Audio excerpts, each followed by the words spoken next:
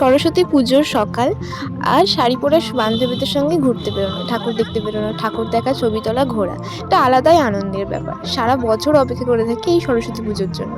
ভীষণই একটা ইমোশন এটা আমাদের জন্য।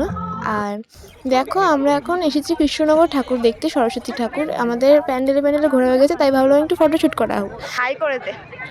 হাই। আমরা এখন কোথায় এসেছি বল? কদমতলা ঘাটে এসেছি আমরা এখন। এই যে আরেকটা বান্ধবী, এই যে আরেকটা বান্ধবী। কোথায় গেলি? ভিডিওর মধ্যে বলছে শাড়ি পরা তো আর সবসময় হয় না, তো আমরা তিন বান্ধবী মিলে চলে এসেছিলাম এই কদমতলা ঘাটে কিছু ফটোশ্যুট ভিডিও ক্লিপস নিতে আর একটু ঘুরতেও বলতে পারো। তো যাই হোক, আমরা এখানে অনেক মজা করেছিলাম, ঘুরলাম, খেলাম একটু। যেহেতু সরস্বতী পুজো সেরকম কিছু খেতে পারবো না, এই আইসক্রিম এরকম ফুচকা খেয়ে চলে গেছিলাম বাড়ি।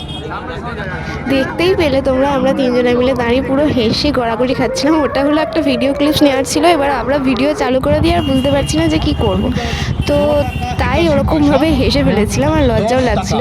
আর অনেকে ছিল তো, অনেকেই গিয়েছে আর কি, অনেক তারপরে বন্ধু বান্ধবী সবার সঙ্গে, তো তাই সবার সামনে ওরকম হয়ে গেছে, তো ওর জন্য লজ্জায় সবাই হেসে ফেলেছিলাম। তো দেখো এবার আমাদের বাস ধরার পালা। আমরা সমস্ত ঠাকুর যতটা সম্ভব হয়েছে হেঁটে হেঁটে দেখে নিয়েছি। এবার